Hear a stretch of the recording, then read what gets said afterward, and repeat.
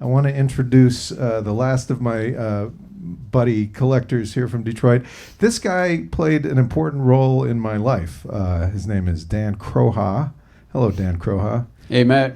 Hey, so in 1986, I moved back to Detroit after college, and I did a very modest zine, 2 issues of it. It was called Hip Ropel. I remember that. When I put out the very first issue in late September, I believe, of 1986, I dropped them off at bookstores and record stores around town, and one of the places was Sam's Jams. Sam's Jams, great record store in Ferndale. I found a copy. Dan found a copy, and literally one day after I dropped the copies off at Sam's Jams, I got a handwritten letter in the mail from Dan Kroha, which I have right here, dated October 2nd, 1986. Crazy, man. You're kidding me. And Dan, I won't read the whole letter, but I'll read one little section here. It says, I want you to write about my band, the Gories.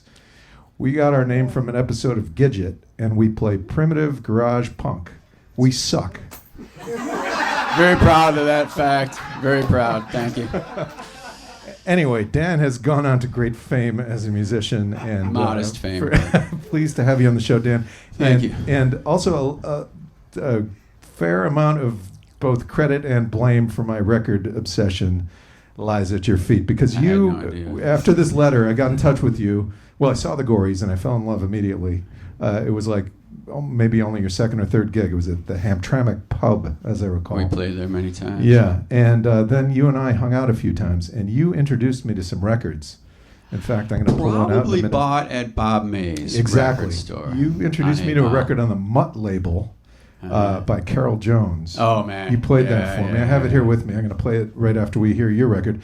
And that was back when you could buy handfuls of Mutt records at May's store on 8 Mile Road for 40 cents each. Yeah. Right. But anyway, nobody Dan, wanted them.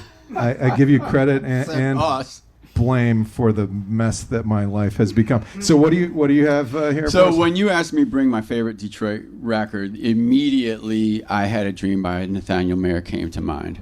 It has so many things about it that I love. It was made in 1963, which is probably my favorite year for R&B.